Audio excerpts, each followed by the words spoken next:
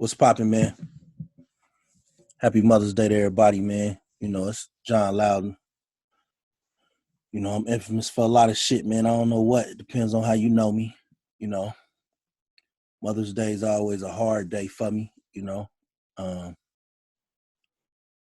Unfortunately, my mom passed 22 years ago, almost. October 1st, 2000.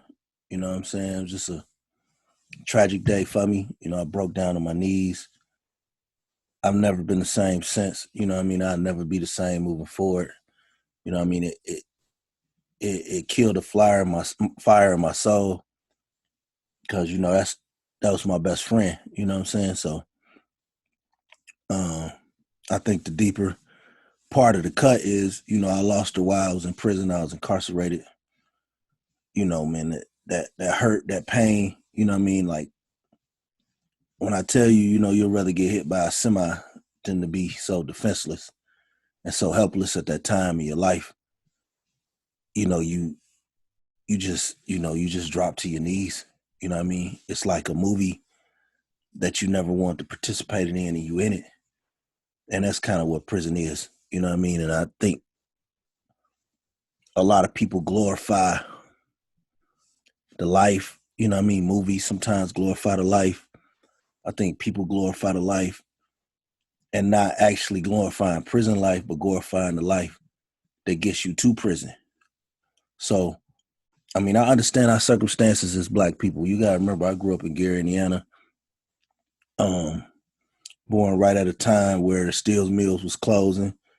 So from maybe 0 to 5, I seen my city go from a prosperous ass city where you had whatever you wanted, whatever you needed, you know what I mean? To by the time I was 6, 7 years old, niggas was homeless. You know what I'm saying? Like people was homeless, people was starving, like cheese lines, damn near a mile long, Ronald Reagan giving out free cheese, free milk, free bread. Excuse me. Just the whole substance of the city changed, you know what I'm saying? So I understand what it's like to never have nothing, to not be able to see no bigger than your surroundings. But what I'm telling you is that you can't let that lead you to that motherfucker cell, cause when them doors close, they never open it. You know what I'm saying? Like even when you get out, them doors never open back up. Cause every day you missed in prison, you missed something. Now think about that statement. You know what I mean? Like every day in prison, you miss something. So multiply that by 7. Then multiply that by 52, and then multiply that by 5. That don't seem like a lot. All right, it's cool. You tough. Well, every hour of your life, you miss something. Now multiply that by 24. Because you're missing your freedom. You're missing pussy. You're missing developing bonds with your family. So even if they love you, that touch will be different because you've been somewhere they can't imagine. It's like going to war twice. You know what I mean? Um, you multiply that by 24 every hour. Then multiply that by 30.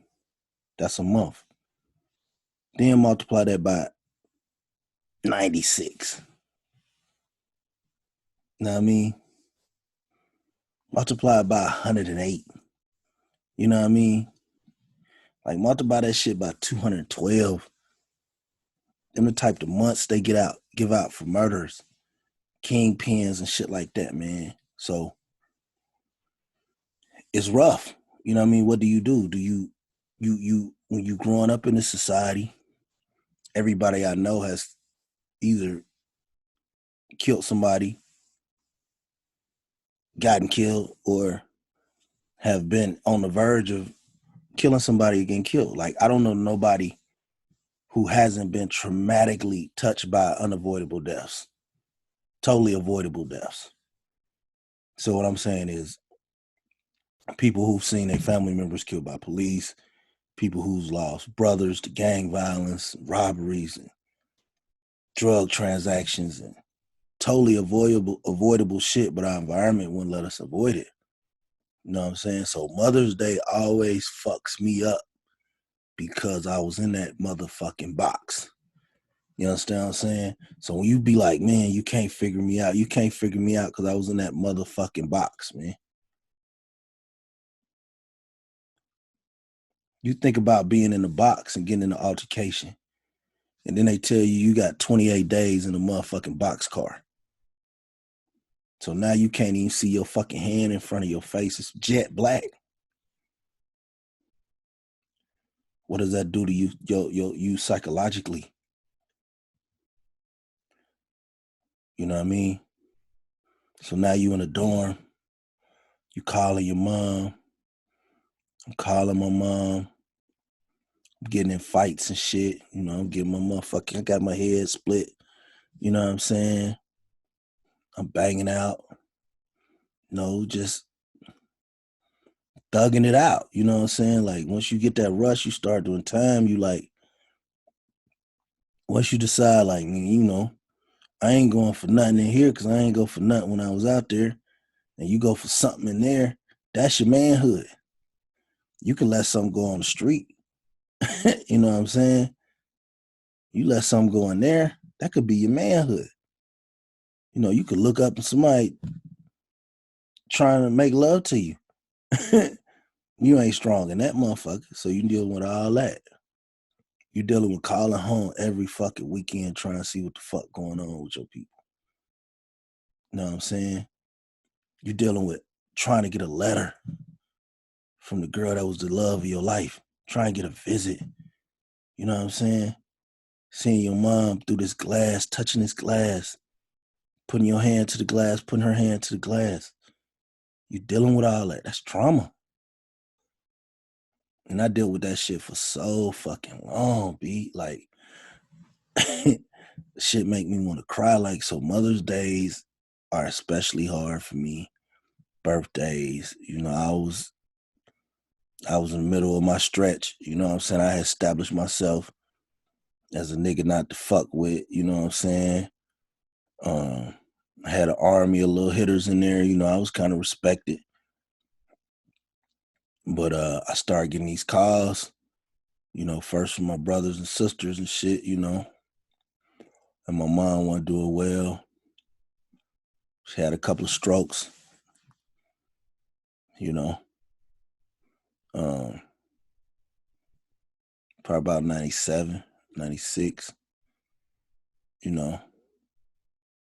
So I'm calling her when I can. You know, the prison got a black chaplain. He cool. You know, he let me come up there, use the phone. I'm calling my mom. I'm hearing her voice. You know, I'm trying to store that voice into a recess in my mind where I could constantly play it. And while I was hearing that voice, I was like, I know my mom a fighter. She'll be back. But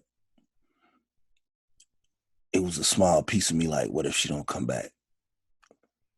You know, and I will monitor and monitor. And then like, boom, she paralyzed on one side of her body. And I never forget, before she got paralyzed, she had an aneurysm at the mall, at the village, excuse me. Shopping center in Gary and shit. Gary motherfuckers know what it is. She had an aneurysm at the village. Motherfuckers write me, you know what I'm saying? I'm calling home, tell me. So I go chaplain, use the phone, I'm talking to her on the phone. And I'm like, you know, me and my mom just had this ultimate bond. Like we look alike, we think alike, you know, we got the same faults, we got the same strengths, you know what I mean? We light up rooms, you know what I mean? We love having a good time without worrying about the consequences. You know what I'm saying? She always say, party now and pay when the bills get pink.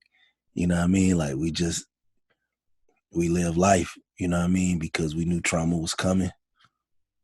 And it was just my best friend, my soul. And so I called her and they was willing her to surgery. And nurse had her on the phone. They was getting ready to will her surgery, rather. The nurse got her on the phone. I'm like, I know the surgery gonna be a little tough, but I need you to come through, and I need you to, stay alive till I get out of here. And just like my mama, she gonna say, okay, I'm gonna wait till you get out. Just wait till you get out. You know what I mean? And then you don't care if I die when you get out. You just want me to stay alive while you in there. And it's rough. And that was the last time I heard my mom's voice in her normal capacity. Because after that surgery, my mom's body was paralyzed on one side. And she was put in a nursing home in a healthcare facility in Indianapolis called Marquette Manor. So then when I started being able to kind of like send people to go see her, you know what I'm saying? Talk to her in her room. It would just be like grunts and, small words. Like mentally she was there, her answers was there, but her physical speech wasn't there. Now I'm doing all this while I'm living amongst convicts and criminals, stabbings, rapes, beatings, oppression. Dudes is being psychologically tortured by guards. I've seen dudes murdered by guards. I've had friends murdered by correctional officers. So you're doing all that. You're trying to stay sane amongst that. And then you're dealing with this battle that's splitting your brain and it's obligating a portion of your brain like, fuck. Whatever I thought I was doing wasn't worth not being there for my mom. You know what I mean? And in the midst of that, brother Walt, brother-in-law, he get lymphoma, what you call it? Leukemia. He get that. He started getting weak quick. So 98, he check out. So my sister husband, he was like my quarterback out here. He did everything for me, kept me together. You know what I'm saying? Really showed me love.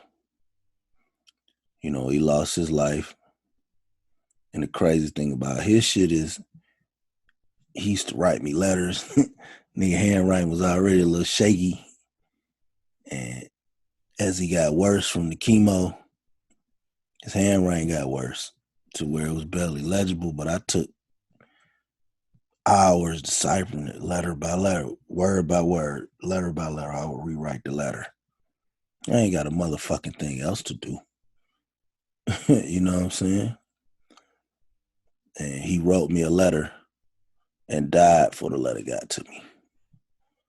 So imagine that trauma of getting a letter from somebody that died after they mailed it to you.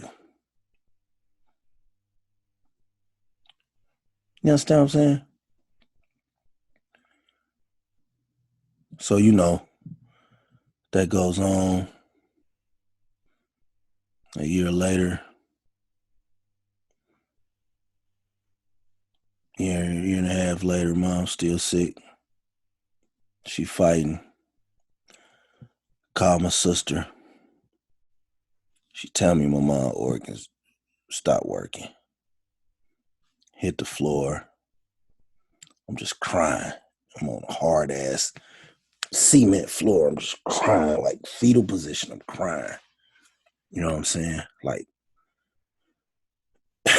like nothing like to where like dudes, the hardest dudes in jail, they crying because I was one of the hardest young niggas in that motherfucker. I'm crying like my eyes are just watering, like I'm crying, like I'm laying on a concrete floor and I'm balled up like I'm in my mother's womb. Because that's how bad I wanted to be in the ground with her. I'm just crying. And I'm crying for like 15 minutes, 20. I'm crying so much that they counted with me crying because I ain't want to get up.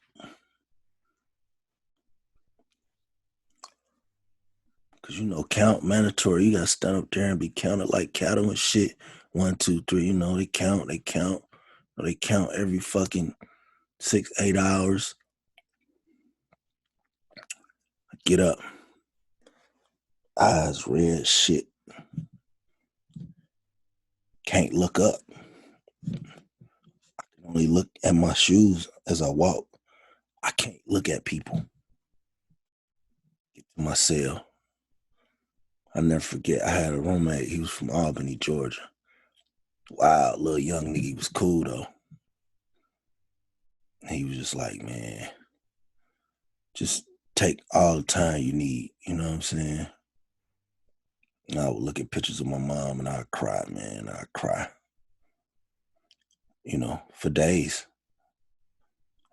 For days. And we tried to put a rush on me going to the funeral. They weren't gonna let that shit pop, you know what I'm saying? Like, my record was long as fucking Route 66, man, at the time, and that motherfucker, fightings and shit and insubordination and shit like that. So, when they told me I couldn't go, I'm just calling home the day of the funeral, talking to my brother Carl, my sister Beverly, you know what I'm saying? Shit like that. So that was 2000. I slowly started recovering from that shit a little more, a little bit. 2002, I jump up out of there. And I get out and she not here. It's like she died all over.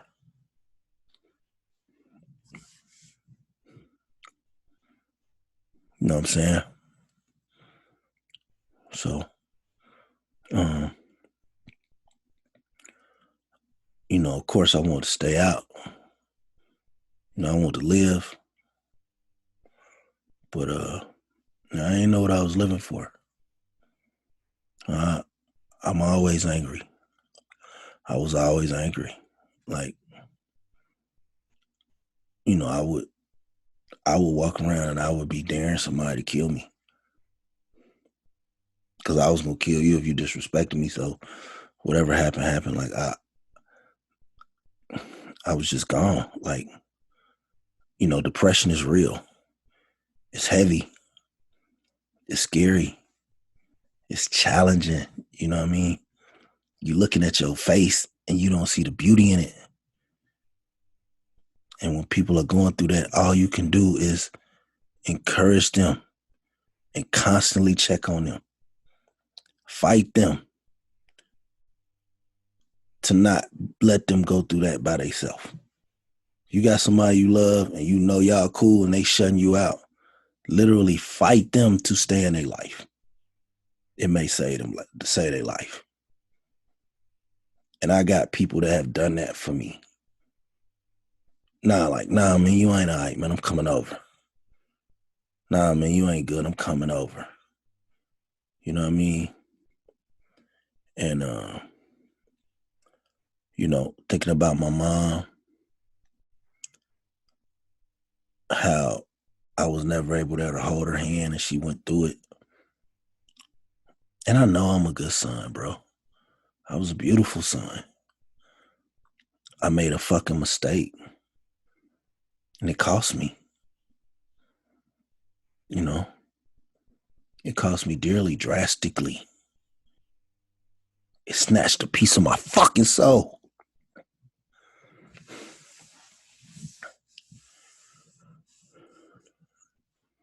It turned me into a machine. I didn't care about nothing. That's why I'm glad God sent me kids, sent me my wife, because I was raging.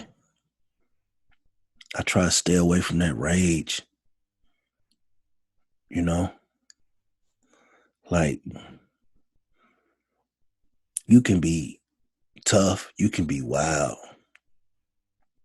but even before I even got in trouble and went away when I was young,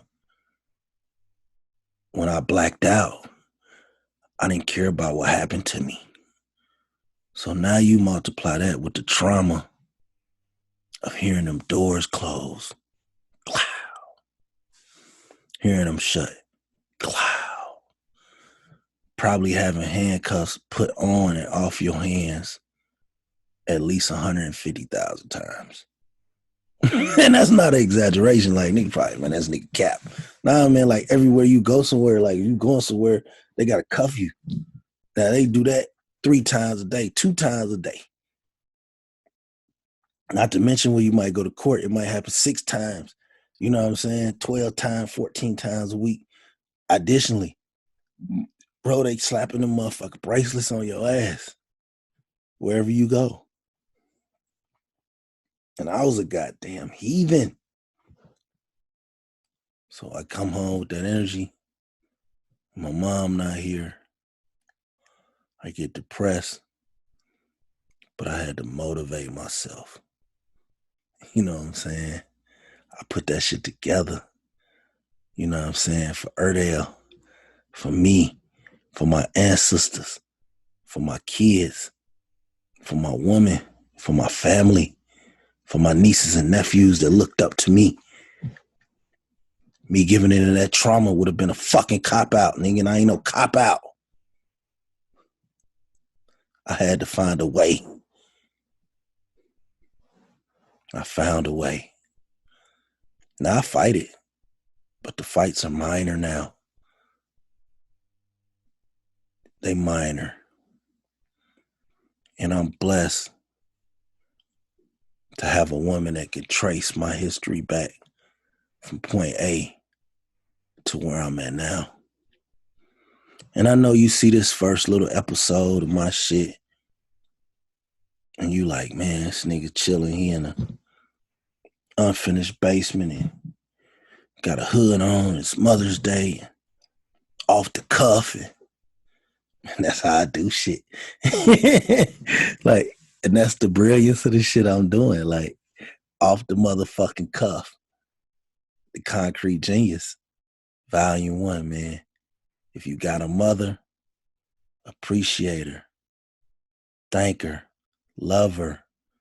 If you out here doing something that could possibly get you incarcerated for any stretch of time, I say more than 2 years, please let it go.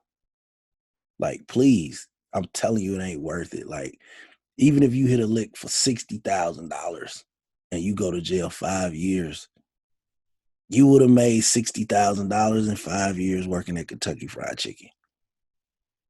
Now, I know, trust me, it's hard saying, man, I'm going to go fucking flip these breasts and wings over. But do a little bit of that, a little bit of that, a little bit of that until you can get to where you need what you find out what make money. You understand? Like, me, I make money being me. My personality makes me money. My ability to communicate, especially with this basketball, I got a gift from the heavens that makes me money. So I'm blessed. I live well. You know, I live a lot weller than most niggas with masters and definitely most niggas with bachelors. But I'm blessed. So you see me, you see my unfinished basement. This one room is just unfinished. The rest of the basement's finished, but I ain't give you no tour. Like, fuck all that. I ain't got nothing to prove to you. I'm from Gary, Indiana, man. You know what I'm saying? I live in a house that's in the respectable 6 figures, man. Like, come on. You know what I mean? Like, I'm an example, you know, that you can do it. You know what I mean? You can redeem what you've been through and use that shit as steam and as motivation. But you still black. You got to keep your motherfucking head on that swivel. You know, you got to apologize to each other. When you go to the club to have a good time. Say, excuse me, my brother. Excuse me, sister. You cool. Somebody hurt your feelings. It ain't worth shooting nobody over, man. All right? Like, take one step at a time to stay alive. and the rest will be coming, man. You know what I mean? I appreciate whoever saw this. I love you. God bless you. It's a lot more to come. I promise you that.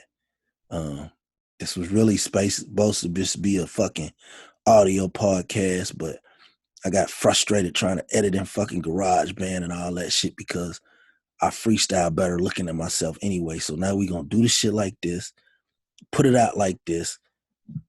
The scenery will change some, but the heat coming, man. I'm gonna have exclusive guests that I'm connected with across the country. Real motherfuckers that's been through real shit. Old school OGs, new school young G's, elite hoopers, anything you need to know. The real shit here. Sauce.